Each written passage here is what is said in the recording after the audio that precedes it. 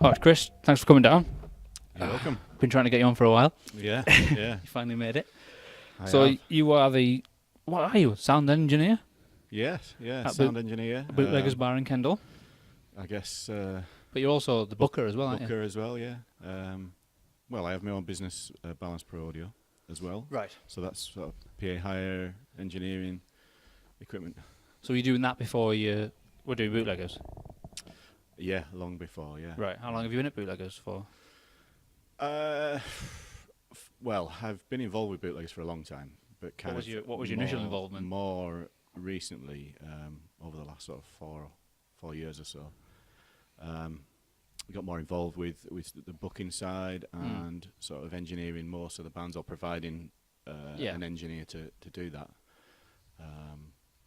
But just my involvement has been with bands who play there, and Jonty Martindale, who was the owner of Bootleggers. He's no longer with us. No longer with us. So was he the actual owner of the venue? Yeah, yeah, Right. yeah. So when did you first start there then? On a more full-time basis, it's about 4 years ago now. Yeah. I thought it was longer than that. Well, like I say, my involvement has been. Because whenever I went to a gig, you were always it's there. kind of my involvement has been there from the start. So When's the start? 19 years ago. Wow. Yeah, yeah. So it's Just quite- because you were local to the area, I suppose. So did you used to go there anyway from the beginning? Well, Jonty's been a big part of my life, really. Yeah. With bands, I've been gigging with bands that he's been in for since school, sort of thing. Right. You know. That's kind of really how I got into Right. all this. So where did these the technical side of sound come into it for you? Is that what you studied at school and stuff? Or? No. I was. I started when I left school. I was a panel beater.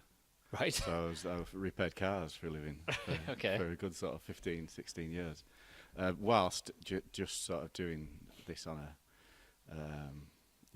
a sideline, Right. sort of a paid hobby, if you will. Right. What, doing gigs or Doing gigs, right, yeah. But it sort of started as I mean, my folks, my dad and my stepdad were in bands with Jonty, and when I was sort of doing my GCSEs, I was always going out with them, setting up gear and lighting. That was kind of where I really started, was lighting. Yeah. You know, flashing lights on and off. On, off. So that's how I got into it, and it sort of all progressed from there, really. So how did you first meet Johnny then, Jonty? Like I say, my dad was in a band with him. Yep. In the 80s. Right, yeah. 80s, something like that it was. And my stepdad, that's a completely different Right, story. Yeah. Yeah. But yeah, they were in bands together, and it all just kind of grew from there, I guess. So, Just interested but in before all the equipment, and I've never been a musician or anything like that. I don't play any instruments or right, anything like that. I was going to ask that. Yeah. Yeah. So you haven't been from on the stage to behind the stage. Well, I used to play drums a little bit, but Right. Yeah. yeah, badly. So when you knew him and he was in a band with your dad, what point did he acquire Bootleggers, and how did all that come about? Do you know? Well, I think Bootleggers was a later thing. You know, the bands, and as all bands do, they sort of members change and things move on, and people go their separate ways, etc. But I think Bootleggers was sort of brought about by Jonty wanting somewhere for people to play in Kendal. You know, Yeah. a better place than the corner of a pub, I think. Yeah. Yeah. Like an actual proper venue. Yeah, Yeah. yeah. Has it always been a music venue? Yeah. Was it something before it was Bootleggers? No. It was. I think originally the building was an abattoir. Oh God. You know, it's a really, really old building. Wow. You know, 100 years ago, whatever it Wow, was. that's incredible. Never knew that. Yeah. It's in a few slaughters. And now you've seen some on the stage. Yes, I have. Yeah. No, We but won't it's go into a great venue in Kendal, and I always recommend people, because people always still ask me, where's best places to play in Cumbria, and I'm like, well, there's obviously the Brickyard, it's like 350 people, and there's kind of Club Rock, Embers, which is kind of Yeah. open, then it's closed, then it's open again. Now it's going back to Club Rock. But then I always recommend Bootleggers because it's like a hidden gem for me. Is it open or is it closed? Embers. Embers is gone, but different people are reopening it as Club Rock, back to Club Rock, I think. Right. Which could work because it's had all the work done and it's been refurbed. Its only issue, as far as I was aware, you might know more about this tech, was the fact that the PA was terrible. Apart from that, yeah, but the only I don't think that complaints was. I heard. No, I don't think that was the reason for it closing. No, maybe. but I'm saying, with people taking it back over as Club Rock, with all the changes and the refurb it's had, if someone gets in a decent PA system, there's no reason why it Why it couldn't can't be a work. good venue. Yeah. Yeah. I think that's the main focus for the reopening, is that it needs a revamped PA system. That was the only negative I heard of Embers, was that the PA was a bit iffy. Yeah, it The only definitely was. It's been iffy for a long time. Yeah, I mean, the only reason I asked is because someone said to me, Embers is closed. We were supposed to be going next week to watch a band. And he subsequently said to me, so you can book that band now at Bootleggers. So we did. And right. And I'm thinking, and now you're saying it's already opened again. I'm thinking, Some of the gigs got cancelled, and some of the gigs have been honoured Right. as the new name. Some have been moved to the Brickyard. right. So Raz has moved a couple to the Brickyard, but I mean, no one's really lost out. It's just one of them things. They tried really hard. They put a lot of work into it. It's Yeah. just a shame. I don't know why it didn't work in the end. I'm guessing it probably come down to money, as these things Yeah, inevitably yeah, do. it does. There's not a lot of it about at the No. moment. But I remember, so when you started, obviously your sound systems upgraded a lot over the years. I remember, I can't remember when we first played that. I think it was 2012, and it was good sound. But then, could you have an upgrade a few years ago?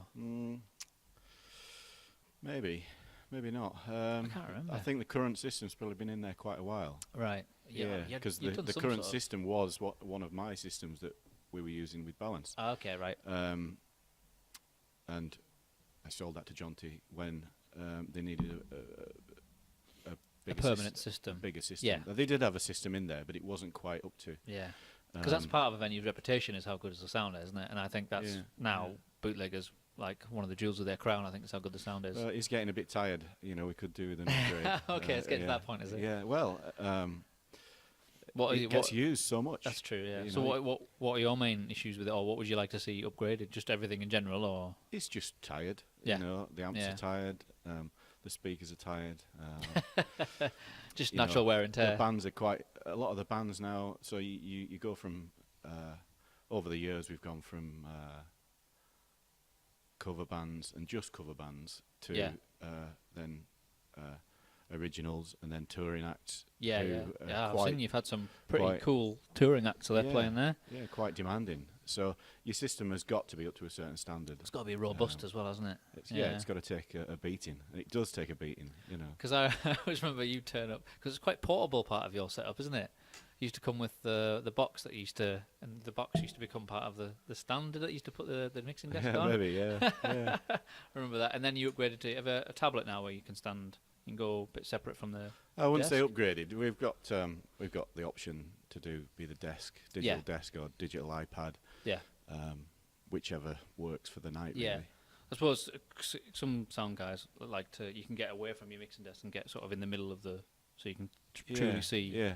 how it sounds rather than just listening from the It's left-hand good side. it's good to be able to move into different spaces and sort of Yeah. see where or listen where the punters are. Yeah, that's true. Yeah. Because everybody's a sound tech, aren't they? Well, yeah. Well, you always get the critics, don't you you? get You get some the guy- people trying to tell you. You get the guitarist coming up saying I can't hear the guitar, or the vocalist coming Or up the saying I drummer. can't. Yeah, exactly. I've always thought the sound was incredible there. The best. We always used to comment after how good the sound was, even compared to like the Brickyard or any of the bigger venues that we played.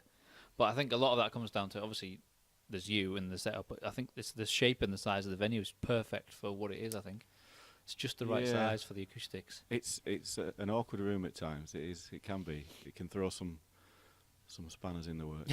It depends what band it is. Yeah, if like I was it's- there when you did the Massive Wagons live album.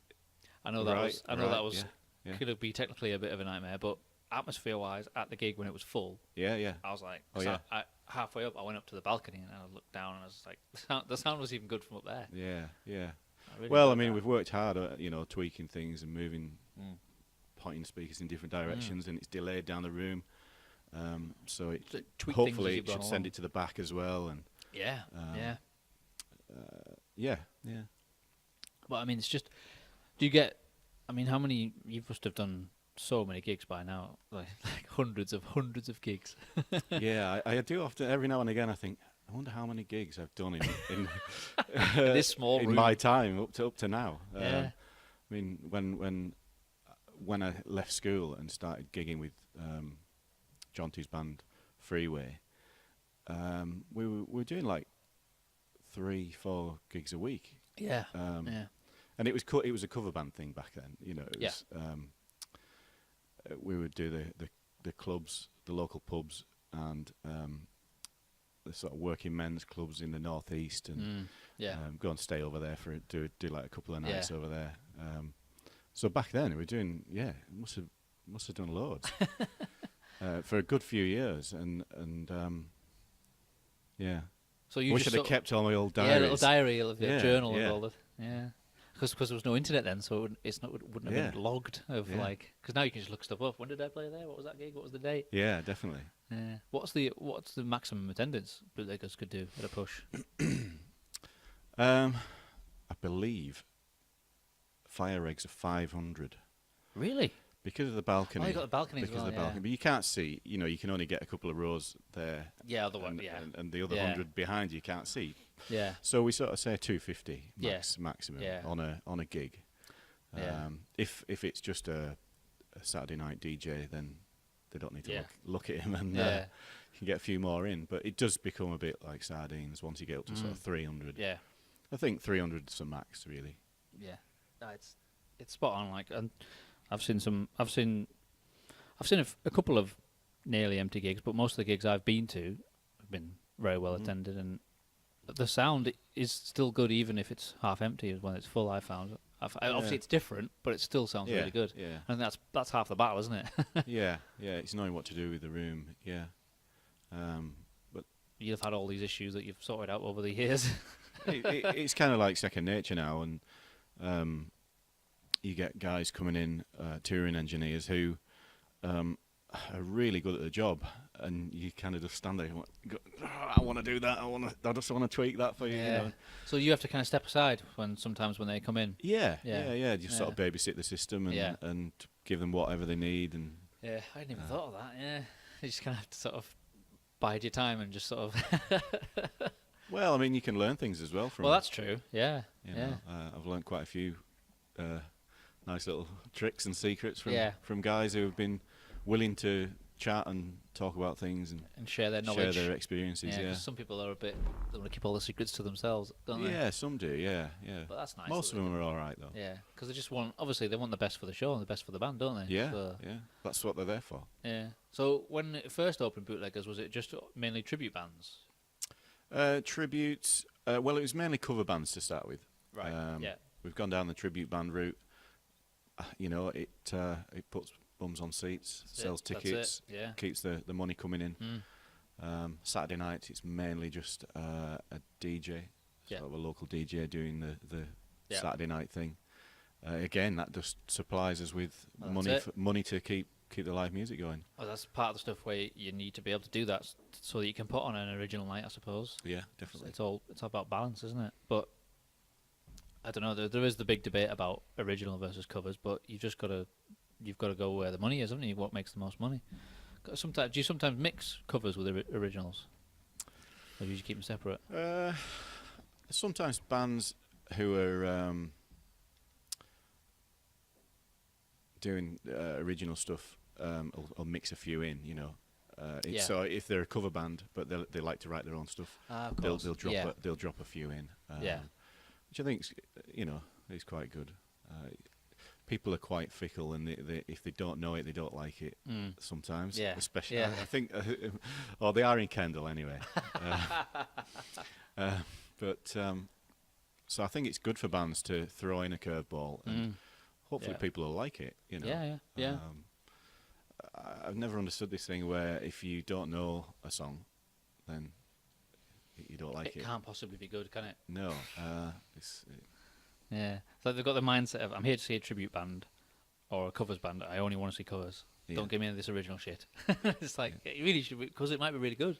How would you Yeah. know? Yeah. I'd love to be able to put a new band on every night. Yeah. You know, with something Yeah. fresh on that isn't playing something that we've heard before. Yeah. Do you have a sort of rough timetable for how keeping your original bands spread out over the months, over a month, a typical month, would you say? Or does it just depends as and when they come in? It's kind of, at the moment, we sort of look at the diary and dates and put in something that's going to sell. Right. Yeah. At the moment, yeah. We have been struggling a bit, you know. It's, Yeah. Because you don't want to have gotta the same really- bands on all the time, do you? And then trying to find new bands as well. It's a That's struggle. right, yeah. I kind of like the international bands. You know, Yeah, I was going to like ask about this. Tell us about this. So how do you usually get these bands coming to you? How has this relationship started? Well, I think it all started with Jonty. I mean, Jonty used to book all the bands, and the venue had got a bit of a reputation, I think, really, with booking agents. They usually we just get flooded with emails with who's available, when they're coming over to the UK, and you've just got to hope it's something that you can sell to your audience and fit in on the dates that are already taken. Well, that's it. Yeah, it's like whether they're on tour, they're already doing that date and that date. Sometimes you've only got like you might be a Tuesday night, but if they're a good enough band, you'd probably take the punt. Yeah. I mean, we try not to do too many early in the week dates. Yeah. It's always a tougher sell, but if we have to, we have done. Yeah. So is there only certain nights generally when you put bands on? Generally Thursday, Friday, Sunday. Right. Yeah. Saturday is just like a normal club night, Yeah, just just open. a club night. Yeah. I've been some of the times when we've played there on a Sunday, like you've got to be out by a certain time, and then it's a changeover before it opens up to the public, and you get some of the whilst after we finished, you get some of the other people coming in afterwards, and they're like, "What time do you start?" Like, we've just finished. Yeah. Or or sometimes while we're playing, you get some people coming off the street, and you go, "You're not meant to be in here, are you?" But sometimes they end up enjoying it. A culture shock for them. Yeah, but sometimes they're coming and enjoying it. Like, sometimes people. Well, why wouldn't they? Why shouldn't they? Exactly. You I think know. it's just a common perception of people like, oh, live music, nah. You know, you might be dressed slightly differently, or Yeah, well, yeah, that was it, yeah. you know, or not what they used to, and Yeah, quite closed-minded, aren't they? Sometimes. they can be. Yeah. Have you got any of your gigs that stand out that you can think back to? The ones where it's that good, sometimes you forget you're doing the sound. Have you had many of them? Yeah, I've had quite a few really good moments. Now I was trying to think of this guy's name earlier because I knew you were going to ask me this question, and I can't remember his name. I'm hoping it'll come. What to me. nationality is he? He's American, Right. and he's he plays acoustic, so he came Okay. over as a solo, and he sort of he's a picker, you know. And he was a super nice character. Had some incredible stories to tell, and he had a phenomenal voice and could really play the guitar. Did he have much of a crowd that night? There wasn't that many. Right. I think maybe 30 or 40 in the room. Right. But What about those 30 or 40 who were like Yeah, telling people yeah, what they missed yeah. out on? Well, I recorded it, and I'm glad I did, because even if it doesn't mean anything to anybody else, it's just a Yeah. memory, and Yeah. that I can go back on. And Are you listen allowed to to. put any of that stuff online then if you record anybody? Is that like if you ask them for permission? Is that No, should maybe leave that bit out. yeah, but you can record it for your own. Yeah, use yeah. if you listen to I it. never ever release anything really. No, not unless the band's actually asked unless you to do it. we've got permission. We recorded Dan Baird last year. Yeah, Quite that was a good, well-attended one, wasn't it? quite a poignant gig, because a couple of days later he was taken ill. Yeah, And fortunately he's back up and running. Yeah. And he'll be back at Bootleggers. yeah. Because our mutual friend, Mr. Simon Furness, Yeah. we've had him on here. Yeah, Simon loves him, yeah. But he just loves gigs like Loves that in general, doesn't he? everything. He's like one of those yeah, like yeah. just troopers who just I don't know. Simon's a perfect customer, actually. Yeah, I wish could there do was with more of I him. wish there was loads of him. Yeah, Some cloning technology. yeah. But like his calendar is just all he thinks about is, I'm going to go to that gig, and then I'm going to go to that gig, and like all his spare time and all his spare cash is just, and like there is a huge community of people. That's all they do, and they only know each other from going to the gigs together, and it's just like, he must have a very. I said to him, he must have a very understanding wife. Yeah. Yeah. Because I don't think she goes to the gigs with him much. I've met her a couple of times, I think, but yeah, she's not really there with him. Well, I mean, the amount of gigs he must have been to in his life. Yeah, yeah. I think he posted something not so long ago, just how many gigs he'd done. Yeah. That Because year. I did ask him when he was on here, and it was like last year I went to like 40 gigs. It was like it's more gigs than most It bands was about play. 150. I think he'd done about 150 or more, even something like that. That's crazy. But like, I think he's a rarity, and people like that are a rarity where they live for live music. A lot of people, it's just not like that anymore. You know, everyone would used to go to their local venue, no matter what. It's just like, oh, it's Friday night. Let's go to such and such. But I don't think as many people do that, which is part of the problem why lots of venues aren't doing so well. Or you always hear about venues closing, and there's campaigns to save this venue because people just aren't going. Yeah, yeah. We do have a bit of that problem, and I don't know how you overcome that. I've always said it's perception. I think for our ticketed events, we get a lot of people coming from sort of Preston, Blackpool, Newcastle, where and a lot of the locals don't actually come to the ticketed events. It's an odd one. What do they tend to come to more? The locals tend to come to the cover, the cover band gigs, right. where it's free to get in. Yeah. They hate paying. What's the most you would charge for someone? For like an international act, say, or a bigger band? I think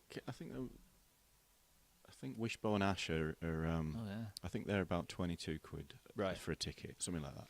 But you would get them playing a lot bigger venues as well. Oh yeah, charging similar prices. So. Yeah, I mean Wishbone Ash virtually sell out.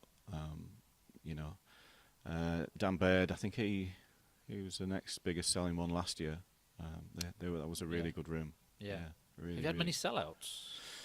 No, not really. Oh, you must have come close to it, yeah. but which I think for your location and your size, your venue, I think that's awesome. yeah. I mean, for the likes of the gigs that you've done there with Dino Moore, it's a Thursday night, and that's kind of the nights where we can fit that in. Yeah. I just wish there was, sort of 60, 70 people in there. I know. Well, sometimes it's a case of all the comments online were like, there should have been more people there. They missed a great night, and like that's the kind of thing that needs to sort of will spread more and hopefully convince more people to come. Because I think some people have just used to go, but have just stopped going out. And we've talked about this on the show before, but those are the same people who would pay 100 quid to go and see AC/DC, but won't pay a fiver to go and see five bands at a great venue with great sound. Yeah. That's on your doorstep. Yeah, because they have a really poor perception of like original bands these days. Nah, it's all about the dinosaur bands. I'll pay 100 quid to see them, but I think that's part of people's perception. I think that's part of why a lot of venues are struggling, because it's probably got a lot to do with the perception as well. People less disposable income. Yeah, I think they have. But that was 11 years ago now. 10 well, years ago. I think some people would sort of say we're still in it. We are to a certain degree. And Brexit doesn't help. Let's not get political. No, I don't want to get political, but it doesn't. No, it's more sort of like making people feel more vulnerable about or want to be careful with their money because they just don't know what's going to happen. Yeah, no, absolutely. Certain things have to go out the window. Maybe like but maybe people don't go out as much just in general. Well, I think they look after the money a bit more, don't they? And maybe where for Kendal, people that worked in the industries in Kendal would get paid weekly, and they would know kind of what they had, for that week. It was easier to figure it out. But now all the industries are closing, and I think maybe just the Thursdays drop off. It used to be absolutely rammed in Kendal on a Thursday, Friday, Saturday, Sunday, right the way through. Thursday night was band night. You could see a band in almost every pub, sort of 10 years ago. I think it's just dropped off, and the Thursday nights really, really struggling. Yeah. So that's why we kind of keep it to a ticketed event now. Yeah. just so it's something a little bit more special. Hopefully, it's going to draw a few more people in from other places. Yeah. So what's your sort of criteria if a band that you're not familiar with sort of gets in touch with you and wants to play your venue? How do you sort of approach that? Even if you check them out and you think they're really good and they've got how do you sort of play that then? If I think that nobody's going to come and they are really, really good, I do my best to try and get them on. Yeah. But normally they've got to have a really strong following on Facebook. You know, they need a load of likes. They need to be active on it. Active, that's the thing. They need to have some good media, you know, promo vids. Yeah. I think live vids. I like to see live vids. Yeah. You know, that the fans have taken, not necessarily something that's pre-recorded in a studio. I like to see what I'm going to get. Yeah. And then go, I can make that work. See if there's any shows of them headlining themselves and see what sort of crowd there is. Yeah. Not necessarily just them supporting somebody else. I suppose, have you got like a list of bands that are sort of maybe from Cumbria that you could link them with and say, I could have them with them, that might work? Or Yeah, well, I don't necessarily have a list, but yeah, it's kind of grown, the knowledge has grown of the local sort of bands. And like I say, if I think, someone that would go with that, you know, it's usually just a search on the emails. I never delete anything. I just drop them in either a metal band folder or a pop band folder or whatever they might be, folk or you know. Yeah, that's a good idea because you never know when you might need to. Yeah, and then I just click on it and have a look through, see what would work with it. I mean, for Thursday night's gig, we've got Cobalt Collision supporting. Terrible with names. Who have we got on Thursday? So Cobalt Collision. Do you want me to Google it for you? Yeah, Google it. Cobalt Collision. Voodoo Blood we've got on. Ah, Voodoo Blood. You just remembered. Yeah. Yeah, they're good. I've seen them before. Yeah, I've never seen them. Played them before. I've seen them play somewhere. Yeah, they've got a good following. Yeah. Very good. So did they approach you then? No, I approached them because you know Martin Boyd. I do. You know Martin. Yes. Yeah. So Martin Oh yeah. said to me, Embers has closed its doors, and we were supposed to be going to see Voodoo Blood. Yep. So he said, "Why don't you book them?" And I said, okay, I will. No, I did. Because obviously they'll have been looking for a replacement gig. Well, so. I guess so. And they said, can Cobalt Collision support? It's just the two? You're just the two, yeah. Cool. Yeah. But Cobalt Collision have been emailing for a while trying to get a gig. Yeah, so, but you've just been waiting for the right opportunity to put them on. Yeah, so it's... when she said, could they support? I said, yeah, that's fine. That's no problem, of course. Yeah. Why not? Sort of sorts them out, you know, because they've been itching to try and get in. Yeah, yeah. And we can't always find a place to put a band, but I think they were billed at Embers with them. So yeah. Another good band I like is 13 Stars. Oh yeah, we had them on a few weeks ago. We've played with them, and they're always. I've seen them. I've actually been to their shows at Bootleggers as well, and they always put on a fantastic show. Some like the guitar work, just it's not strictly usually my kind of music, but they're just so good. Like you can't argue with the songs, and just. I remember watching them when they first started, and for some reason the bass player was in the middle, and Hoss was on the right. Right. I was like, why? And then the next time they'd swapped it around, but every time I saw them, they just got better and better. And then when they did the first album, it just. I think they've definitely polished it a little bit this time. They've nailed in that southern rock kind of sound now. And they've clicked as a band. I think that's what we're waiting to happen. It's happened now, and they've been in Europe, isn't it? Haven't they?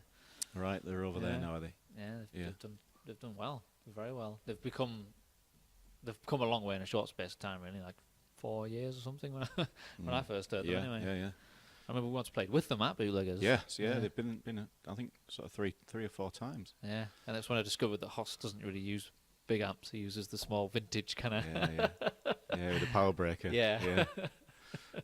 And the support was the King Lot. Yeah, they're a good band, aren't they? From Scotland. Yeah. I thought they rocked. Yeah, they're really good. Yeah, we've played with them before.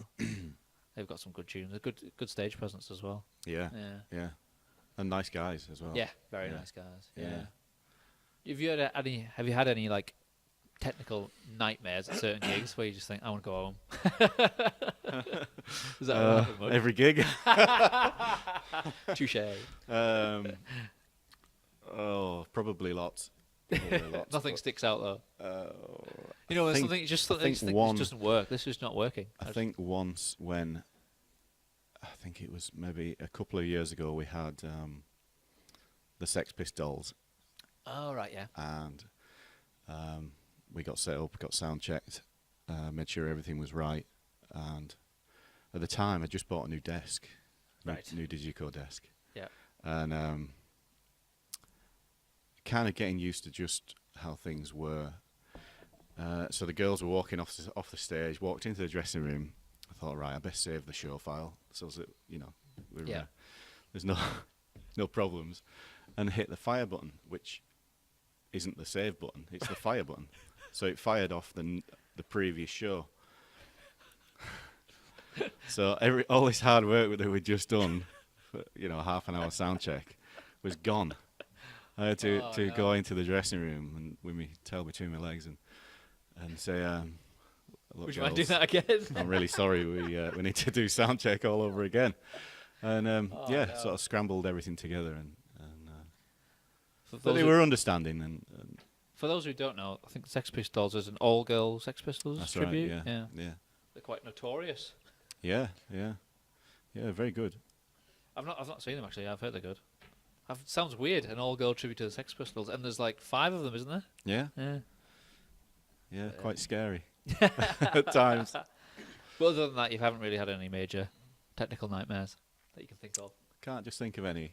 I would be so paranoid. I think things That's- like there's always something that you get every now and again, like your lighting desk goes down or Yeah. something happens where you can usually scrape through. Maybe an amp blows or Yeah, but imagine the band's equipment has problems and that quite often. yeah, it's usually down to cables. Yeah. 90% of problems are cables. Yeah. I learned that the hard way. Should always have spare cables, What always. about you? Have you had any really major? Mine's usually just forgetting things. Like forgetting my plug adapter or forgetting a cable or I once forgot my guitar. Or forgetting like my pedal or... I've always forgotten something over the years, but I in the end I had like a checklist. I had to have a checklist. Make sure I had everything, otherwise I'd forget something. Yeah, well, I mean, if you're prepared, then hopefully Well, that's it. I nothing's just- going to go wrong. It was getting on my nerves, If like you- forgetting things if and your having to borrow equipment's- stuff. If your equipment's all maintained and That's it, yeah. hopefully you're going to run smoothly.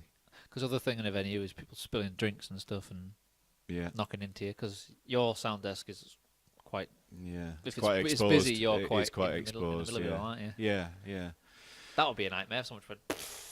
Yeah. Well, fortunately, I'm insured now, but yeah, that would be a major catastrophe. Yeah. Touch wood. We've not had any beer in the desk. Yeah, because sometimes I see people putting their pints on the speakers and the monitors and that. Yeah. I've just watched that. Keep my eye on it. I guess over time, with your hiring equipment out to people, and you kind of lose your personal touch to it. It's not like you guys with your guitar, where that's yours and you take care of it. You clean it and you put it back in its case.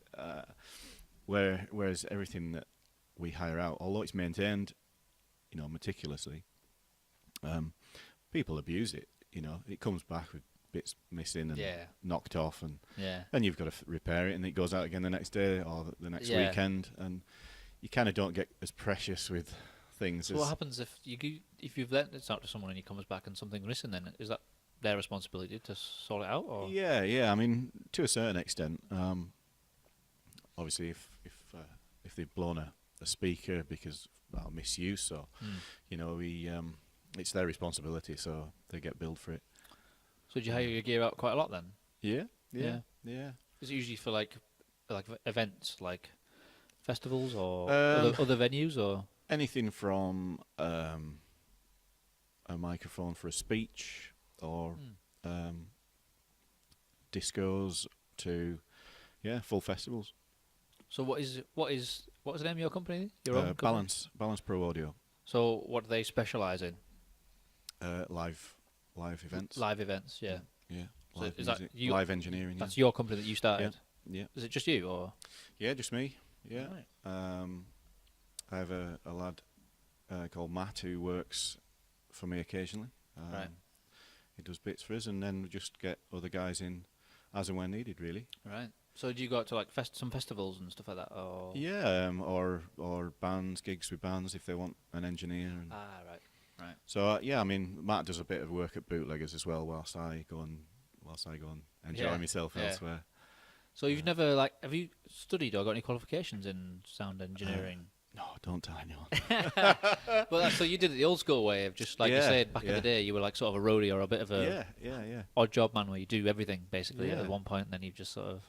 Yeah, I guess I learned the slow way really. I think that if I'd have been to college, I wouldn't necessarily have been any better or worse. Yeah. But I might have done it a bit quicker.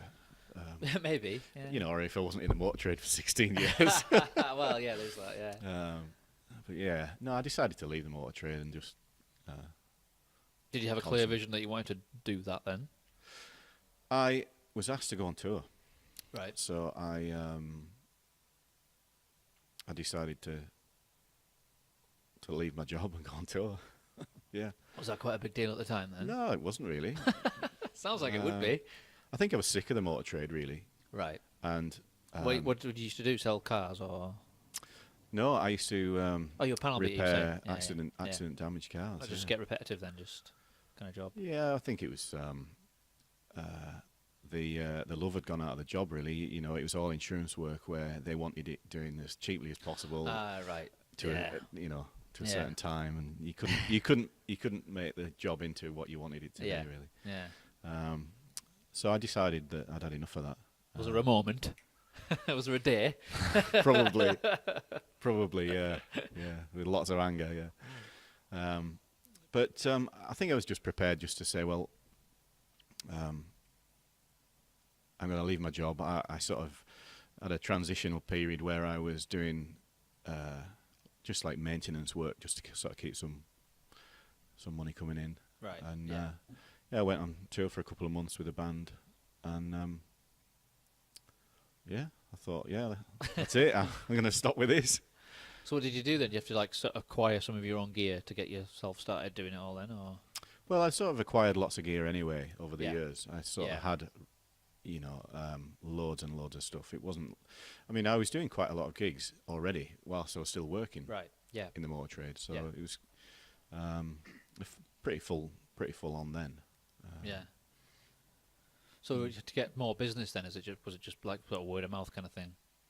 Yeah, it's always been word of mouth really. Up until recently, when I tried to sort of advertise a little bit more, just to get a bit more general day-to-day working. Yeah.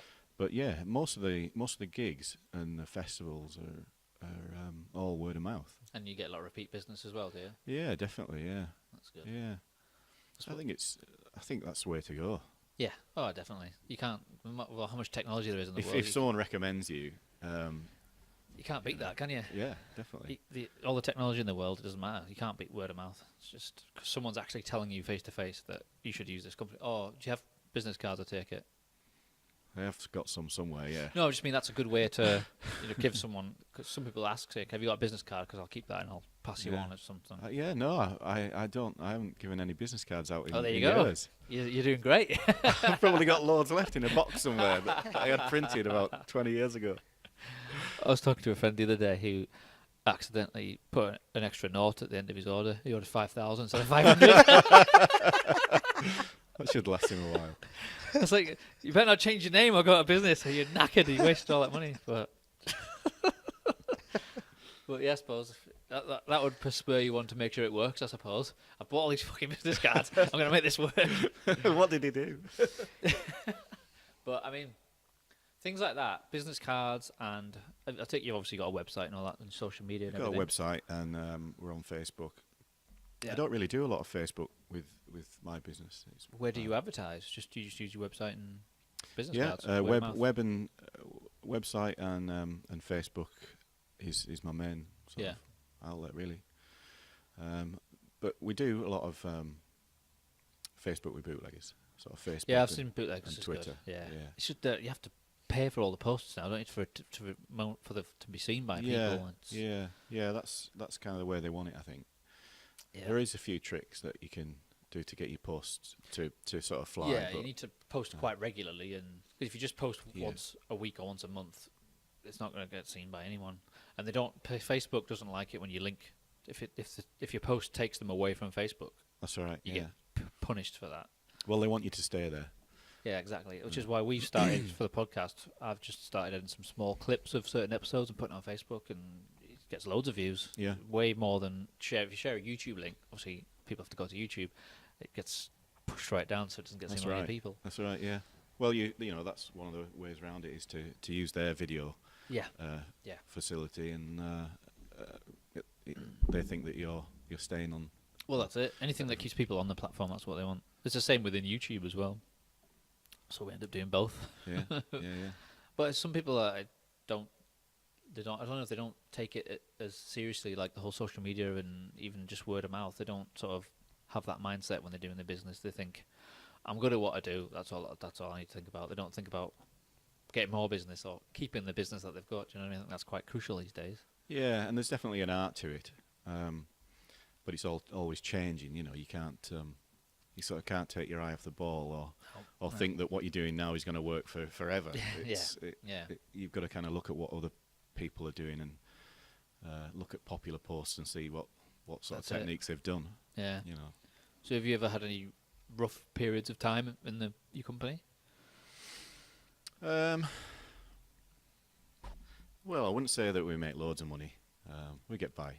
Yeah. You know, I don't think rough periods. Because sometimes for people that like when the recession and that affected a lot of people in various ways. And I didn't really see a massive effect. I think I saw effects for bands. For working bands, you know, for function bands and things like that, who would either hire my services or hire equipment and things like that. And maybe they wouldn't get as much work, so they wouldn't be hiring my services as much. But I didn't really see, you know, like corporate things, and that was all right. Did you get a lot of corporate stuff? Not loads, but Well, what sort of things would you get typically for a corporate size? well, just like radio mic hire, you know, wireless mics and projector, that sort of thing. You know, for if they've got like a CEO coming to do a speech or a presentation or something like that. You know, there's lots of local businesses, or should I say, quite big local businesses that have that sort of thing on all the time. Yeah. It's it can be a bit of a minefield, I suppose. You never know when you get a job. You never know what to expect when you get there. No, you don't. No, and I just take anything. Yeah, it's it's all a learning experience. It's not all isn't rock and roll. No. You know, I think that'd be great. I'd love it if it was all rock and roll. You just turned up and put a big PA up on a stage and well, I bet sometimes out. The ones that you expect are going to be boring or straightforward end up being quite good, or vice versa. You just never know, do you? Definitely, and you meet loads of different people. Yeah, making contacts and stuff like that. Yeah, or just listening to people talk.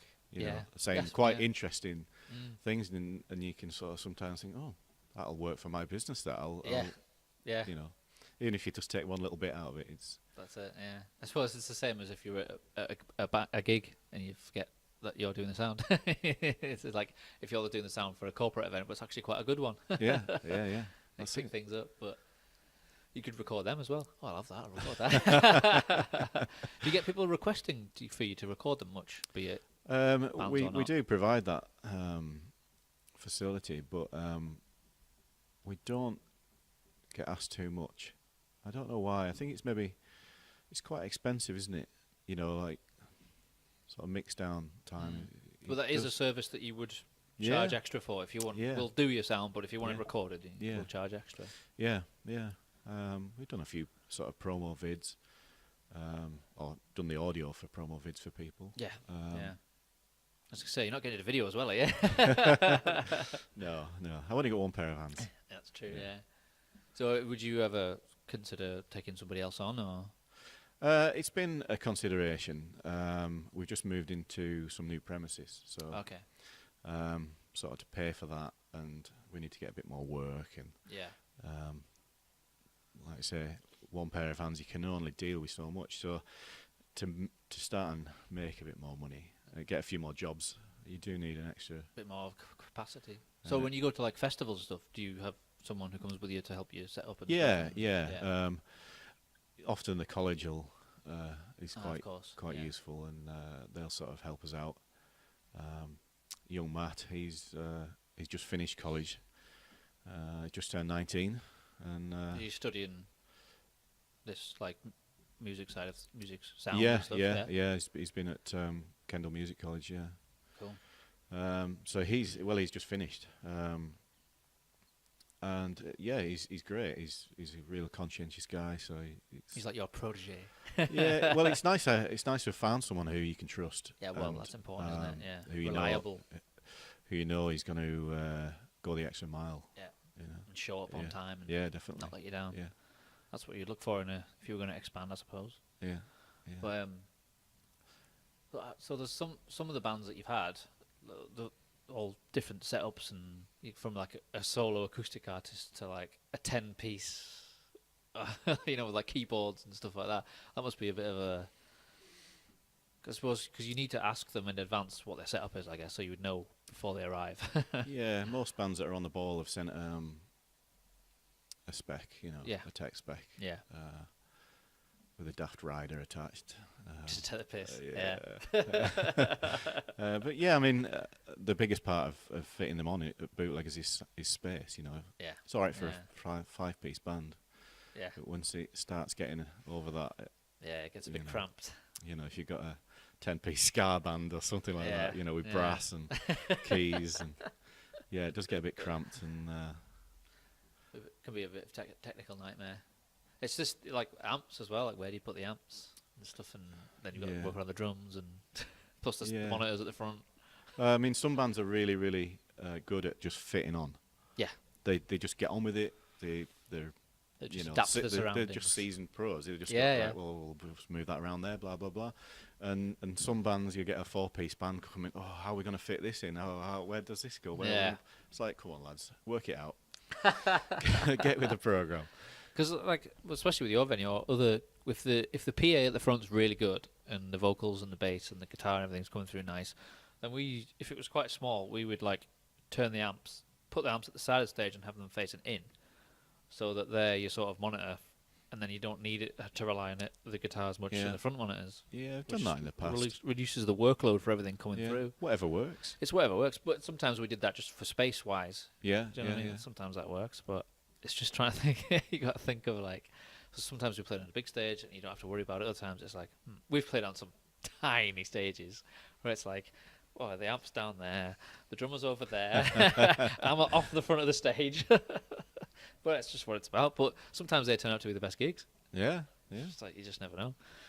But I think the last one, I found a clip on my. I think it was I had a camcorder there when Massive Wagons. It wasn't when they did the live album. It was one of the time when they played.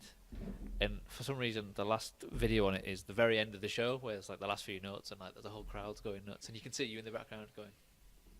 For me? Yeah. Oh, that's Chris. What was I doing? Oh, you were just fiddling with knobs, the usual. Like that video where the guy's in the studio turning knobs and the girls in the in the booth singing really badly. Yeah. Yes, there is a lot of that. Yeah. Yeah. But with live music, you can't hide any of that stuff, can you? No. That's why I think it's sometimes when you It is if what you- it is. live recordings can be. Sometimes you might not want to hear it, but I think if you listen back to it, you know what you need to work on. It can be harsh, but that's like other bands, like Heartbreak Remedy was saying. A lot of bands, bigger bands that they go and see, surprising how many rely on backing tracks and stuff and All right. synchronize things in the background. And if it goes wrong, it's glaringly obvious that they were using a backing track or something like that. And That's the only problem, isn't it, with tracks? Is that if they go wrong, if your tech isn't on the ball to get rid of that it could go horrifically Yeah, wrong. yeah, Well, there's clips of that on YouTube of fairly big acts just going horribly wrong. yeah. But I was surprised. I can't remember some of the bands they were saying who, not all the time. Shinedown was another band. Oh, that's very heavily, Yeah, synthesized. I saw them play a few years ago with Hailstorm. Oh, it was Miles Kennedy. What are they called? Alter Bridge. Alter Bridge. It was Alter Bridge. Yeah. And then it was Shinedown. Then Where it did you was see them? Manchester. Yeah, I Arena. think probably there, yeah. Hailstorm opening. And Hailstorm were on for like 25 minutes, half an hour, and Yeah. they were my favourite band of the night. I've That just was bought tickets today. Have you? Yeah. I love that band. But they were so good. It was just like so much energy, and the drummer was like throwing sticks and catching them, and he was like standing on his stool while he was playing, stuff like that. The half an hour just went like that. And then Shinedown came on, and I was bored. Yeah. Because the singer... I think we thought the same as well. The singer was just talking to women and like giving women flowers down the front. Fuck off. He wasn't fucking me. He was. And he kept stopping. Were you getting jealous? No, I was getting annoyed. And he kept stopping at the end of songs and like going down to different women and like giving these speeches. Oh, it's just annoying. And I didn't really rate the songs either, so they're not for me. But then obviously Alter Bridge came on and they were fucking awesome. I really love them. I've seen them about 3 times now. But with the Guns N' Roses reunion, I don't think Slasher's going to be doing any of his own stuff anymore. So, which leaves Miles Kennedy to do his own stuff. I think he's got a solo album coming out. Or it's just come out, I think. Right. Year of the Tiger. Year of the I did Tiger. well to remember that. Yeah. That's what it's called. I'll have to look out for that, yeah. Yeah, he was on a podcast. Do you listen to podcasts? I was going to ask you that. I've listened to a few. Listened to a couple whilst I was on holiday last year. Yeah, it's one of those lifestyle things where it's whether you... Because I drive a lot, so I listen to podcasts a lot. If I didn't, I would struggle to fit in the time. And I listened to... what was the last one that you did? Heartbreak with Remedy. With Terry. Oh, Terry Chapman. Yeah, I yeah. listened to Terry yesterday. Yeah. Yeah. Did you know her or... I don't know her very well. I've met her. Obviously with a massive and Wagons she connection. She booked the gig for 13 Stars. Oh, of course, yeah. You got them on the roster as well. And we did the Balance did the PA for their library gig. Oh, yeah. So How Terry, was it? Terry booked that as well. Were you there? I did the sound. Yeah, how was yeah. it? Yeah, it was really good. Yeah. Yeah. Awkward room, but it was. Oh, was it? Yeah. Yeah, it was a big echoey hall, a bit like this one. But it was quite busy. Well attended, Yeah, it wasn't was. it? Yeah, it was really busy. Yeah. So It's just really intense because they moved all the books out and. yeah, because it is an action. It's not just called a library. It's But an it was actual it was library. when they only moved the books out when the library closed. Oh, right. At whatever it was, 4:00 in the afternoon. And of course they built a stage and we loaded in with the rig and set everything up. Soundcheck 3 bands, and we're ready to rock it. I think it was 7:30, something like that. Wow. Because I don't think they do gigs there normally, do they? It's not a known thing. Not really. No, I think they've done a couple over the years. Because that would take some planning, a bit of a logistical nightmare to let's do a gig in the library. Yeah. All right. Yeah. But yeah. that's the advantage of having a permanent venue. Yeah. Is there any other venues in Kendal? There's the Brewery Arts Centre. Oh, yeah. No real venues as such. What was the other one? There was another venue that always used to get mentioned in the same name as Bootleggers. A small venue. I can't remember what it was called. It had a weird name. Not like... What was it? You remember? No. I remember... For some reason, I feel like I should know. Where do you think it might Andy be? Minette in his band used to play there. What kind of band was that? They were like a punk band. The Kent Tavern? No, The Georgian Dragon? no. It had some like a venue kind of name. It wasn't a pub or it wasn't a Okay. like Jumping Jacks or something. I can't know what Right. it was called. It was definitely in Kendal. All right. I have to look that up. It's Yeah. gonna really annoy me that now. Okay. But there used to be 2 venues always used to get mentioned. But I don't think the other one's there anymore. But Dickie Doodles? Dicky Doodles, that was the one. Right. Yeah. I never went there, but that was the one I always used to get. I used to Right. hear bands Yeah, play there as well. yeah. Is it just a pub? Yeah, it's kind of like more modern sort of pub, really. Right.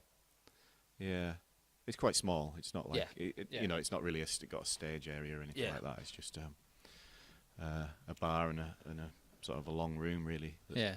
I think it's changed now. I think it's called Smokies. Okay. Does it do live music then? Or? No, I don't think so. Right. No. Right. It was better for you guys. Yeah. Because like the brewery arts, that's a bit of a bigger. Is that bigger? The brewery, yeah, it's got all sorts there. It's cinema, theatre, Right. and a venue. Yeah, Yeah. Because music venue. you've had Blaze Bailey. Yeah, Blaze. Yeah. That was how you played with them. That was good. What are there any other gigs that stand out over the years? Oh, I'm still trying to think of that For guy. either good or bad reasons. I think of that guy's name that I told you about It's before. gonna bug you now, It's that. right there. It's just here. When he remembers afterwards, we'll put it in the show notes. Yeah. Loads. We've done all sorts from You do book a good acoustic, like You do book a good variety of something that acts. really stood out was Leanne Carroll. She was BBC Jazz Musician of Right. the Year, pianist. Yeah. Again, incredible voice, incredible musician. Just drinks like a fish. That wasn't one of the highlights, but just a incredible person with incredible stories and soul in a playing. Yeah, because I was going back through old Bootleggers posts, and you do have a huge variety of different. We've had people like Toby Jepson, Blaze, and who else have we had? All sorts. You do have Terrible. all I am terrible with names.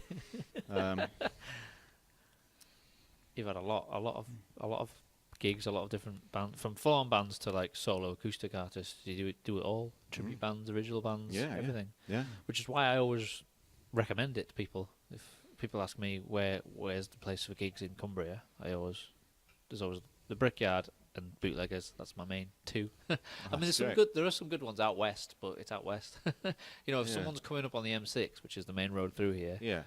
it's kind of like they're only going to go off I the think track that's- so far. I think that's the way that we get our deals. Really, is bands that are passing. Yeah. But we've got to be careful, because if a band plays Carlisle or Lancaster, Morecambe or Lancaster, it tends to dilute our business for that gig.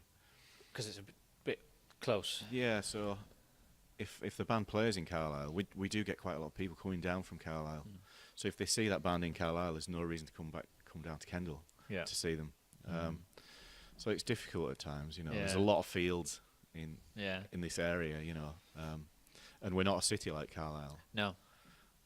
So our population's a little bit, our catchment's a little bit smaller. Yeah, I suppose it depends on the size of the band and what their aspirations are for what kind of venue they want to play. But it's word of mouth. If someone else has played there, or even if a booking agent knows of it and they recommend. Obviously, there's the Brickyard because it holds 350 easy, and the stage is really high, and you've been to Yeah. yeah. We used to call that home. That was our home venue. Yeah. It's a good sized space. Yeah, I just like the way it's like straight. it just works, and when it's full, it just looks awesome. People all the way to the back. Yeah. But that was one of those ones where they've had inconsistent sound. Well, they've got it down now, but until it's like always a work in progress of like upgrade it. Let's change that. Let's move that around, and they've had a few refurbs and stuff. And now I think the last thing they did was add some more lights, which, especially at the back of the stage, did make a difference, and they upgraded the monitors. And the last few times we played there, it made a massive difference. Like, it made me realise how much the PA was struggling before, because now it's like perfect. It's like effortless. It's like being a Bootleggers. I didn't say that to him. I won't tell him. No, but it's just like word of mouth. It's like people remember that. Like the bands will remember. This is what I'll go and say about Embers. About they had some problems, and that's those bands who might have been their first gig in Cumbria or the first time they played Embers, and if it was plagued by, well, because you were there as well. Yeah. Plagued by sound, and some bands are like, well, I'm not going there again. Yeah. where else can we play in Cumbria? So they've you, lost that. You do you know what I definitely mean? need to have a good experience, don't you, to Yeah. walk away and say, right, yeah, we want to go back, even though there wasn't Yeah, that even many there. yeah, exactly. Because if If there's nobody there and it's a shit gig and it's a terrible sound, you're not going to go back, are you? No, that's it. But hopefully we look after people and we get them a good sound and give them a Always. reason to come back. yeah, no, that's it. Did you do the sound for the Metal to the Masses that was in Bootleggers I a few did. months ago? Yeah. Yeah. How did that go? It went really well. Yeah. I think 'Cause I imagine all the bands were, they're all metal bands. Were they all pretty similar sounding on the night? no, I wouldn't have said they were. And I don't think. I think Solomon, who won to go through to the next heat, Yeah. were probably the least metal of them all. Ah. Or in that, I don't know what am I trying to say. The it's Bloodstock, isn't it? That Yeah. is That's who runs it. and I've never been to Bloodstock, but everybody was saying that it's kind of a piratey kind of style of metal. Well, This pirate, not pirate, necessarily. It pirate may be metal. edges toward the heavier and the deathy kind of stuff. And so the other two bands, one of them was a pirate metal band, Was it- What were they called? completely, Was that Iron I'm Sea Wolf? possibly. I Yeah, think they're yeah. definitely pirate metal. They've done it once before. I think I've seen them. I guess what I'm saying is they're all great bands, Yeah. but the band that won was the band that had the most local following. Right. It was almost unanimous. Yeah. Okay. Were Were they and all I from don't think it was. I don't think it was a fair vote Right. because of that. Yeah. That's the issue. And you get there's with some of nothing. them. I don't have anything against Solomon who won it. I'm just saying that with the. I guess what I'm saying is for the bands, if you want to win something like that, you need to bring as many people as you can to it. Yeah. It does get tough when it's like that. Some of it is judge vote, but Well, you it was can't- partly judge vote, and we sat in the back trying to decide who was should go through. who should go through, Yeah. and then we counted, and it was just They have to. they have to. Yeah. How many people were involved in the decision? The final decision? There was 4 people. There was me, Martin Boyd, Oh yes. our friend Martin, and the 2 guys.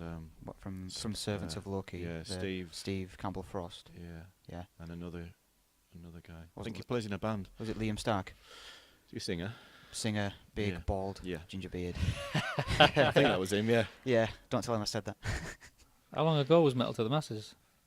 I'm not being into social. I'm actually googling it. Yeah. I'm just can't. I'm going back through Bootleggers' post. I think that was the last one, Heat 4, maybe late January, early February. Early Feb, wasn't it? I think. Yeah. It's interesting this year because it's only You'll been be scrolling a long time.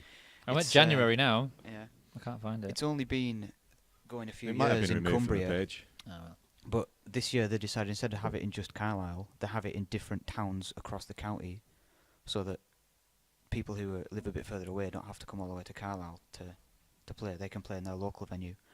But again, doing that maybe increases the problem that the band who live in that town are going to play at that venue and bring in the most fans because they've just got the following. Yeah. So they had it in 4 different places. There was the venue at Dumfries, there was Embers in Carlisle, 3 Tons in Whitehaven, and then Bootleggers in Kendal. Which, Just to spread it out a bit it got a lot more bands in this year, I noticed. for So- Cumbria. Yeah, Yeah. there was at least 4 bands in every heat like that actually played. I think there was 2 bands dropped out of the Bootleggers. It's always bands Oh, drop was it? out. Yeah. Always. Yeah, there was 5, Okay. and then they went down to 3.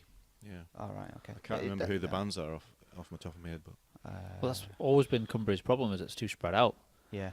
So band in Maryport maybe doesn't want to, can't get to all the way to Carlisle Yeah, to yeah. do half an hour set. To I think somebody said that one of the guys from one of the bands was a paramedic, and I think they were short-staffed, and it was simple as that. that's it. If you're in the Okay. emergency helped. services, it's So what was the criteria you were given apart from who has the most fans?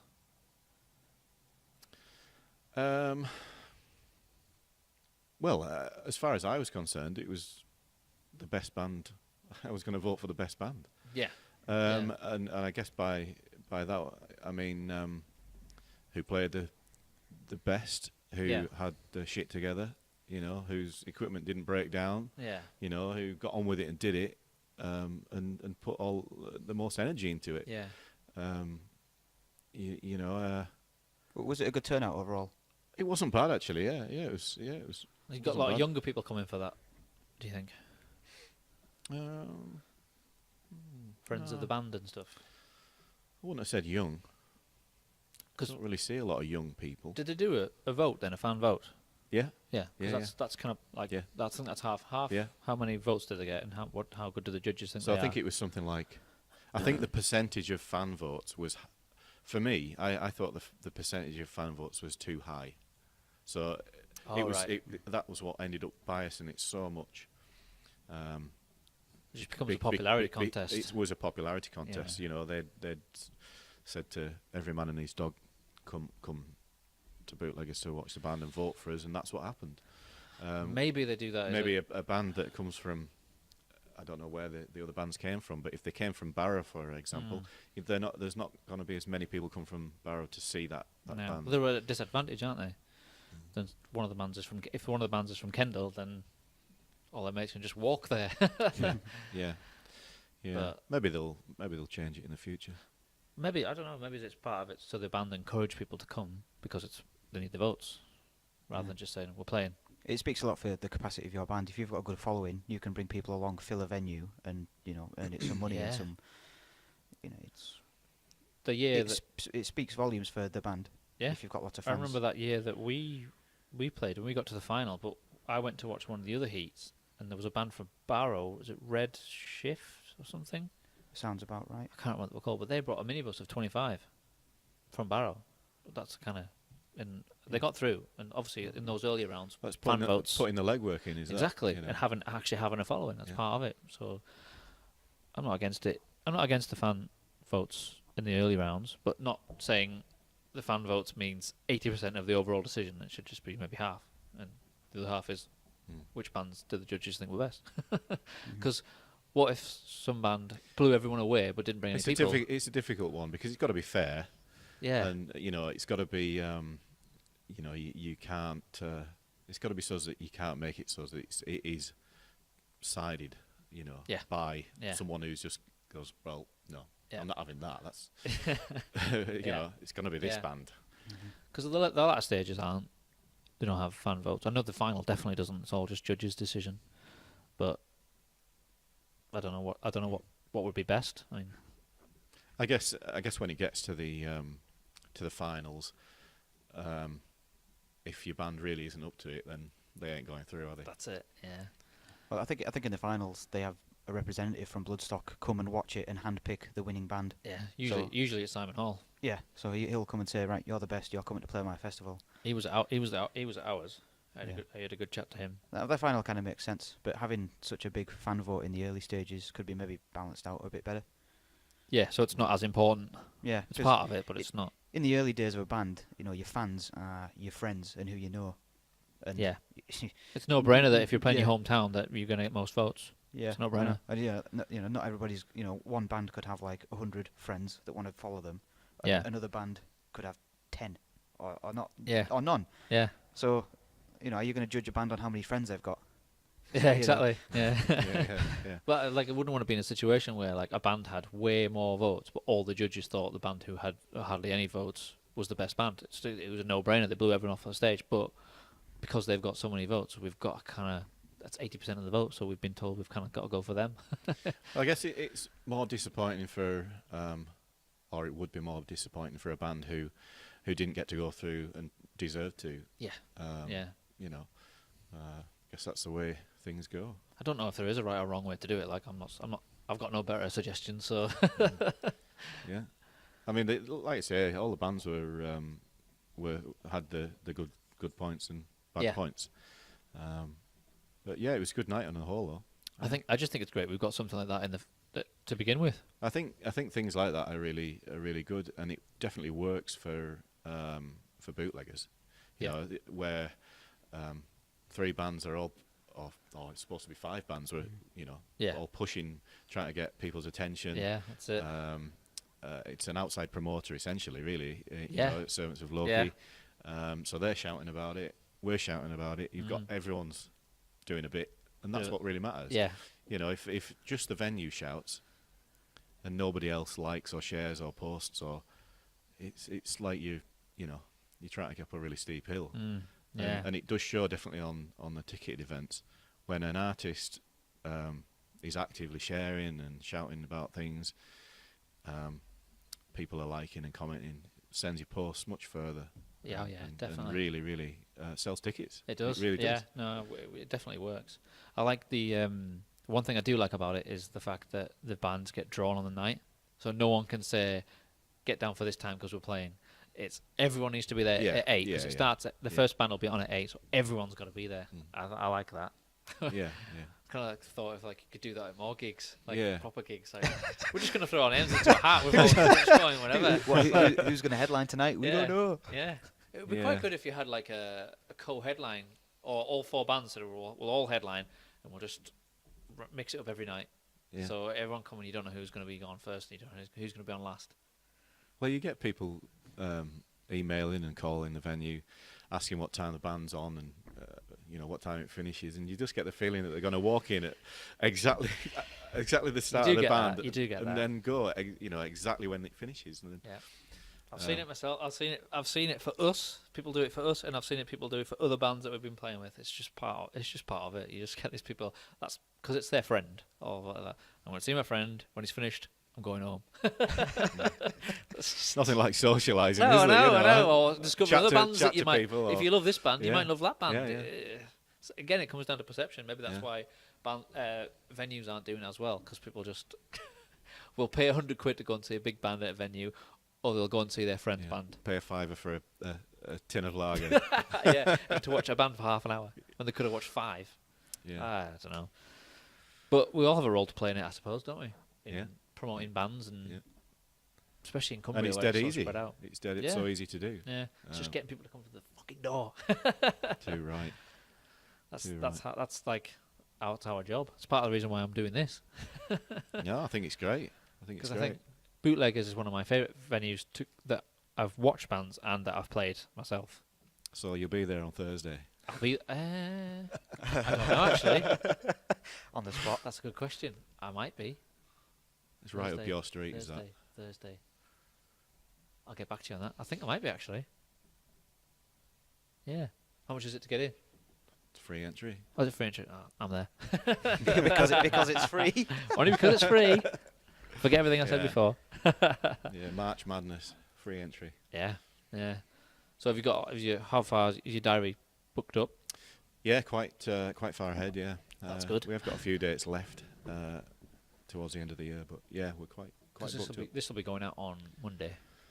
Right, so right. Fairly what soon. have we got coming up? I saw you've got some good tribute bands. A week on Thursday, we've got the Sean Webster band, right? Blues band. Okay. He's very good. We've got. Can I look at my diary? You can look at your diary. Yeah, it's fine. I noticed that because you've been to Bootleggers many times, haven't you, Tech? Yeah, but not in a while. Oh. He's coming on Thursday. It is a brilliant venue, and more people need to go, especially people in Cumbria who haven't been and who go to gigs should go to Bootleggers. I just remembered. I went to Bootleggers a couple of months ago, but not to see a band, just to get drunk. Okay, so that's fine as well. Excellent, yeah, there we go. It all helps. Yeah. So 22nd we've got Sean Webster. 19th of April we've got Rhino's Revenge. Rhino's Revenge. That's John Rhino Edwards from State of Quo, bass player from State of Quo. Okay, right. His band. Unfortunately, I won't see that. I'm in Tenerife. I was going to ask this. Going on holiday. Who else does sound at Bootleggers apart from you then? So Matt, young Matt, who I was telling you about, right. Matt Ward. Capable hands. Capable hands. Yeah, he's got his work cut out that night. You're gonna No, get a he phone should be call. fine. He should be fine because I think they bring their own tech. So So he'll just be there for assistance and that. yeah, flashing lights on and off. Yeah, Because you video it put on the screen, don't you? yeah. They're not very good, but Well, it reminds me. I always thought that I want, like, in my legacy, I want a grainy video at a venue that looks like it was from like the 1980s. Just for, I don't know. I don't want everything to be in HD and perfect, like really modern. I want some old vintage classic footage. You should be able to like broadcast that. That's what you need to do. You need to get broadcast it so you can watch it while you're on holiday. live stream. Yeah, live stream. Yeah. Well, I mean, it's been mentioned in the past. We do need to upgrade the cameras and stuff. And it'd be great to have a facility where we can, do like a couple of camera angles. Yeah, And mix it in with the sound. record it. Yeah. Because it's so easy to record on the desk now. Yeah. Multi-track. As an extra, we've done a couple of venues that offer that service. We bought one. I think he charged us. I can't remember, it wasn't much. It was like £30 or something like that, and it was the Right. full HD mixed in sound, 3 camera angles. I think that Right. was the one where Steve forgot the intro to the beginning of the set. Oh, was it? Well, Was he it? Was it? almost did. Was it that long ago? Snooty Was it a Fox. while ago? Oh, okay. Yeah, because we played the same song as the first song for years, and we decided we're changing the first song. It's one of those ones. I've told this before, where the curtain goes up, like the barrier goes up, and then everyone's there, and he just remembered the song at the last minute. We're all there going, "Oh, fuck with that." But yeah, he did. He had the full. It had. I think it had a camera on the drummer. It had a camera from the side and a couple from the front, and one from the back at the venue as well, so you Right. can see over the crowd. Right. And he just mixed it on the fly, a bit like what we do with the exploit. He just mixed it on the fly, and it was the sound from the desk was all going in, and when he finished, it was already mixed, ready to Right. go. Right. That's what we do here. That's cool. Saves on editing later. Yeah. It Yeah. does. Oh, yeah. You don't want to do any of that. No, That's where all the time is. but that would be a cool extra thing for, like, if your venue, you go there, you get it professionally recorded, you can have the video for it. Well, as well, if bands, bands return the next year, or just for like regular promotions, or just playing in the background in the bar, I think it'd be a good thing, and give you useful sort of media Yeah, definitely. tools to promote future events and Yeah, you things can like that. you can slice things up and Yeah. say this is what we do, and Yeah. kind of like social media and Yeah. all that. Yeah, Yeah. be great. I was going to ask what was the first gig you ever went to? First gig or first big gig. Well, any, both. So the first gig that I went to was Little Angels, Right. Where was that at? Preston Guildhall. Right. Yeah. Wow. Yeah. Probably 16, 17, something like that. It's a good age for a first I gig. reckon. Yeah. Early 90s. What was your first big gig? Little Angels. All right. There you go then. No. First big gig. I reckon first big gig was AC/DC I've never seen them. I've always wanted to see them. at Newcastle Arena. Oh, the arena. When was that? That was a long time ago. And we got free tickets off a guy called Simon Kidston, whose dad was tour manager at the time. Wow. Yeah. That's awesome. Yeah. And I remember standing on the steps, and the concrete was shaking outside. And I'm thinking, this is going to be amazing. Yeah, and that was the support was playing, and I was just walking up the steps. Yeah. So, I remember one of my first memories like that is when I went to see Metallica in '95, I think it was, and when they were doing doing the sound check, when he was testing the kick drum, Yeah. my jeans, my jeans were shaking, vibrating with just that. I was like, oh my god! And it was so loud. Back before I used to wear, I always wear earplugs now. Do you wear earplugs when you? I pardon? suppose you can't. I should do. It's something that I've inquired about, and I need to go and get my my moulds done. Yeah. Oh, do you in-ear monitors then for the sound, or just general normal earplugs? No, I was just going to get some filters Yeah. made. Just to set the edge off. Yeah. I mean, it's really difficult because I think you need to mix you know, you need to sound check and you need to Yeah. start your mix off without them in, and I think once you're happy, then get them put in. Once you've got everything set up, then Yeah. whack them in. It's that prolonged noise that. It's the high end. I think it's worse for musicians, to be honest. Than, It is. than It is. tech. I think it's much louder on the stage than it is. I got that advice when I first started, and I've always warned them. I said ever since that one of my first gigs, I was right next to the cymbal, Yeah. that crash cymbal, and then the next day, my ears were ringing. And I remember someone saying to me, must have been talking to someone, and they just said, "Yeah, but imagine you should always wear earplugs, because imagine if that sound one day it just never went away, and it would just drive you insane to the point where some people have committed suicide over tinnitus." Yeah. Or if you lost your hearing. Yeah, I mean, over something as silly as like thinking you're too cool to wear earplugs. I've asked bands all the time, thinking, "Nah, you don't need that." Like, fast forward 40 years, and they're like got hearing aids in, and they can't hear, and like. Yeah. No, honestly, yeah. I think they're a good thing, and I should get mine sorted out. Well, we have people come, especially older musicians who are, pretty deaf. Yeah. And they want more monitor. Yeah. More monitor. And I'm like, that monitor is so loud, I can hear that. I can hear it out here. We don't need any. Facing the right way, but I can still hear it. I don't need any PA.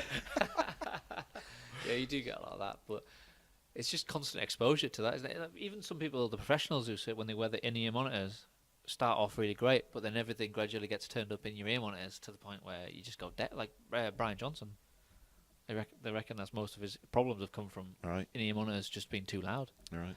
Because everything, you turn that up, then that gets turned up, and the answer is always just turn it up a bit, rather than Maybe his problems had started a long time ago, though. Well, I probably did before Yeah. anywhere when any kind of sound. Yeah. And the sound generally wasn't as good then. No, but I mean, he'll have been, in-ear monitors weren't a big thing, were they? No. Back when he first started. Even 10 years ago, they weren't really, No. No, but in-ear monitors were supposed to be like the big solution, but in the end, they can make it worse. One of the best things I learned from doing gigs and sound was turning it up isn't always the answer. We even in rehearsals when it just didn't sound right. We'd turn everything off, turn everything down, and start with the drums and work around the drums and try and get everything. Yeah. Even at sound checks, we'd sometimes say, "Turn that down," rather than turn, because people automatically think the option Well, is if to turn it up. you start loud, then you only get louder. Exactly. That was I can't remember. It was a sound engineer who told us that. I can't remember where we were. We're on tour somewhere. He just said, Probably me. It could have been. He just said, right, stop, because we were all arguing with each other, saying it's this, it's that. And he just said, stop, right, we'll just turn everything down. Drums, play drums, and then it was like add the bass in, and then we went from there. And, and then we kind of kept that ever since, and it works. Yeah. Because if you turn everything up, you just get lost. You just get a wall of sound. And it's like I don't know. Well, that's kind of the basics of it. That's what mixing's about, isn't it? And you start with the drums. That's what I do. If we've got a really, really loud band, I just switch it all off. Yeah.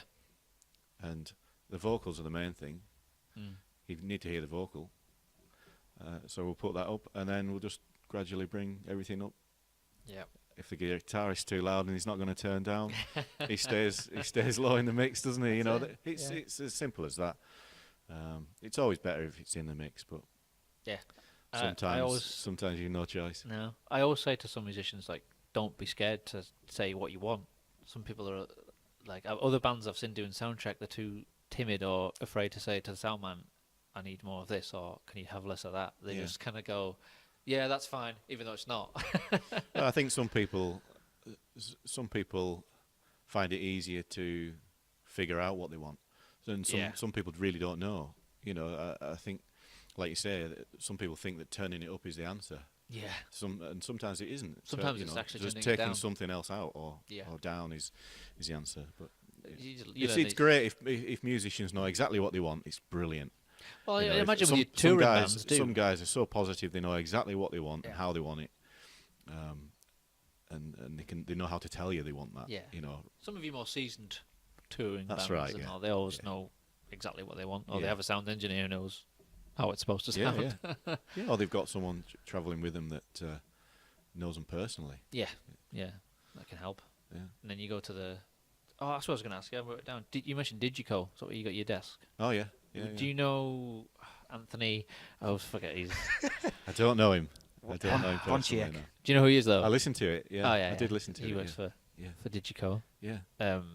Obviously they supply a lot of the big guys with the big desks. They're but they're more of a high end. Their classes are more of a high end.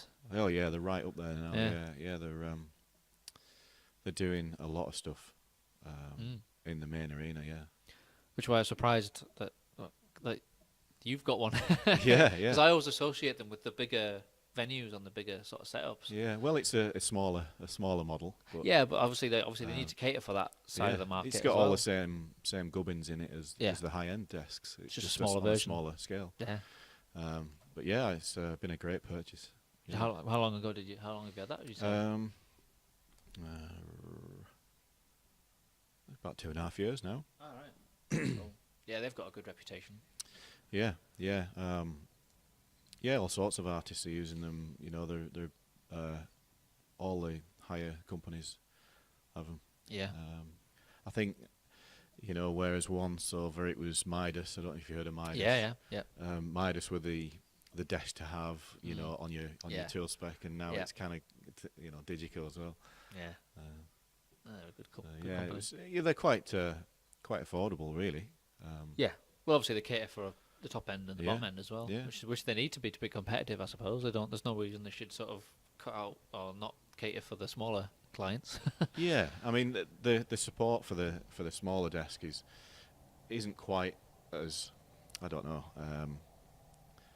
not good, but I think they feel they need to take care of the big clients first. The big guys. When you say support, as in if you rang them up and you needed some assistance, or they're there if you need that. Right. I mean, I've had to ring them a couple of times with things, and this desk is quite a new desk. Right. So the desk, the S21 that I got is literally only sort of 2.5 years old. Right.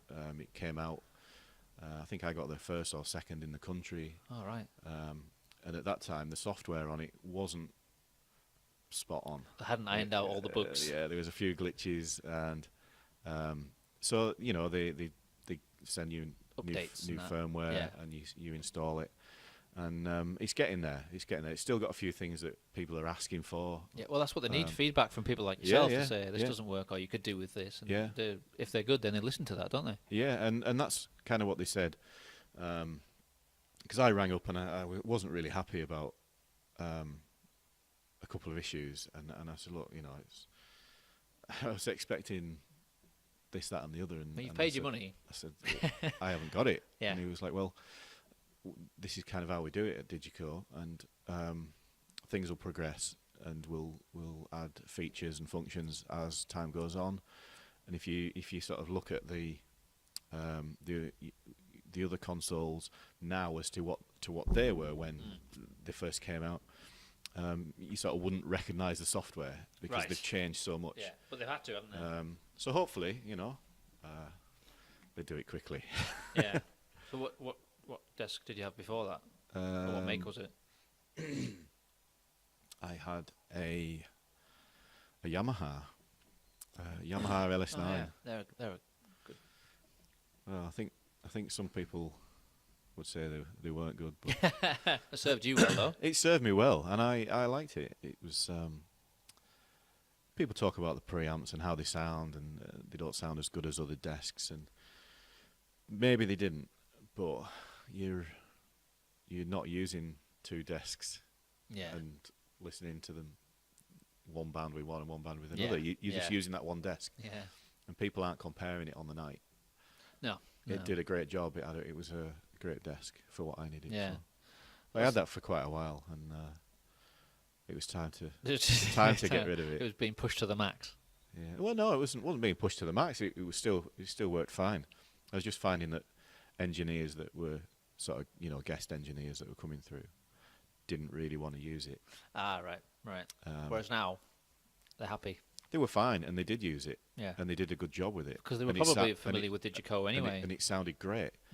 But they were just, I don't know. some people are a bit snobby about them sort of things, aren't they? You've got a Yamaha. I will not work with you. But it was an industry standard desk. It was Yeah. on. It did the job and it did it well. And It times just- move on and Yeah. trends change, Yeah, and yeah. you got to sort of at some point you've got to go with it, haven't you? And someone said to me about the S21. He has a Digico, an SD11, which is, a higher model. Yeah. And he came to the venue, came to Bootleggers, and he looked at it and he was like, one of them. Like, Jesus, what do I have to do? I have to spend another 10 grand or whatever to get an SD. He's like, look at the venue, look where we are. This is perfect for It's where like, we yeah, are. yeah, it is. He's like, Yeah. I'll get the twice as bigger one, shall I, so I can fit nobody in. It's just crazy. But I don't know, I look at those mixing desks and I have no idea what half those things do. Yeah. But do you, like, for your size, your desk, do you use all of it? Would you say at a typical normal gig? They just use whatever's needed. Yeah. You don't always have to use every function on it. No. I think, what is it? I think we do 48 inputs and Right. 16 outputs. So that's enough for most. Yeah. I think, normally you're only using between 16 and 24 channels Yeah. sort of Typically. on a typical gig. Yeah. The good thing about them is that if a musician wants his monitor in a certain way and doesn't want it altering, because we do monitors from front of house Yeah. rather than side of stage, Yeah. you can split up the channels and have his own channel for his monitor EQs, Yeah. things like that. So it's handy like that. Yeah, It's just a press of definitely. a button, Mm. copy, paste, blah, blah, blah, blah. Well, that's the kind of thing that bands would look for, or might not be used to that kind of luxury. It's just a great engineer's tool. It's Yeah. just great for me just to Yeah. be able to go, all right, you want it like that, do you? Don't want it like that out front, and just copy and paste it over there. I'll have that one, Yeah. Yeah. So do you have any mics for the drums? Loads of mics. Yeah. 'Cause that makes a massive difference as well. Yeah. A lot of venues will have great sound, but don't mic up, other than like the kick drum and maybe an overhead Yeah. one. Don't. Well, when Mic it up Bootleggers so gets much. full, you wouldn't hear anything else. If if you only mic'd a kick drum or an overhead, you'd Yeah. miss things. It does get when you've got sort of 200 people all chattering and Yeah. you need it to be coming out. Yeah. One of my best memories of Bootleggers is, I don't think it was the last time we were there. I think it was the time before because every time we played, it's been a bit busier. And I remember one of the last time we played, when there was actually people on the balcony. Right, And I just right. remember looking up going, wow, there's people watching us from up there, yay. And I remember I made an effort to keep looking at them and Yeah. pull faces at them. And Yeah. it's just when it's like that and it's full and when there's people at the balcony, Some it's people such really a cool like atmosphere. the balcony. I do. I started going halfway through, I'm going to go and watch the rest from up there. To be honest, I think I've probably only looked over it a handful of times when there's a band on. Right. Yeah. I'm usually behind the desk. Yeah, but, yeah. And I don't know whether I'm a real fan of looking over the balcony at the band. just different. I like to be there, Yeah, it's just different. Yeah. It's just a lot I of think venues if don't some you don't people have don't that. like it quite as intense, Yeah, it's somewhere else to they prefer to because see. they're out of it, but they can still Yeah. see it. Yeah, I'll put it in the show notes. One of our best pictures. Someone took a picture of us Oh, yeah. from the top, Yeah. and the crowd's right to the front, and then we're all going for it. And it's just a spot on moment, and it's that's another thing I like about the venue. Because of the balcony, it gives it a sort of when it's busy, it gives it a different kind of atmosphere yeah. rather than just the usual, people at the front. And that's it. It's just Well, the balcony never used to be there. all right. It was so where the opening is for the balcony, it was a wall. All right. That was a wall. In fact, Right. where the stage is didn't used to be there. The room was there, but it was Alright. it was a complete wall from where the balcony opening is right to the floor. Oh. And Bootleggers was just a real small bar. So at one point they obviously didn't do. No, it was music just and that. a small stage in the corner. So someone's got a good idea to Yeah, well, change it to. Jonty and Paul, Jonty's business partner at the time, decided to knock through and make it bigger. Yeah. So now that Jonty's gone, who is the top guy at Bootleggers then? Who owns it? Jonty's wife owns it, Right. Di, and everybody just mucks in and Yeah. takes care of everything, really. How long ago did he die? It was April last year. Wow. Yeah. I couldn't believe it. I was just like, just It was just one of them things. it was a shock. Totally unexpected. Yeah. Yeah, because he was like, did he have a lot to say in some of the acts that he booked as well? Yeah, I mean, Jonty used to book a lot of the sort of touring acts. Was really into his sort of rock and roll. Yeah, um, Big Elvis fan, and I met him a few times. Beatles fan. Because obviously, we're obviously metal, so he wasn't there for a lot of the metal nights. No, no. But he was there for one. I can't remember why. He was at... Beer. Can't even, well, probably. Beer. I can't even remember if it was one of our shows or not, but I just remember talking to him. Cause Yeah, he would have appreciated it. Even if it wasn't his thing. no, I just said to him, I just commented about how cool I thought the venue was. Yeah. And he Oh, seemed I to love appreciate that, that. Yeah. Because it's, like I said, I class it as a hidden gem. That's how I describe it to people. Yeah, definitely. No, he did a great job. Yeah. Because obviously he was there from day one. Yeah. It's his sort of baby. And it's grown. Yeah. And it's gone from strength to strength. And it's now really in your hands now. Well, it's the music side, I guess, is. Yeah. Yeah. Which I think is its strength. Well, it's a music bar. Yeah. It's a music Exactly, venue. I wish we could. Wish we had a bit more passing trade. In the daytime. Yeah. Because we are open in the Yeah. day. Cheryl does a great job of managing the bar, and got a good team as well. So they just take care of everything. Yeah, I really. need to get one of your T-shirts. Yeah. I thought I'd. Every time I was like, I forgot to buy a T-shirt. I think we're going to get some fresh ones done. Oh, good. So yeah, should have a few more. Nice one. I'll send you one up. Yeah. Oh, well, Chris, thanks for joining us. I've really enjoyed chatting to you. You're welcome, mate. Finally got Thanks you for here. having us. Cheers, man. Cheers.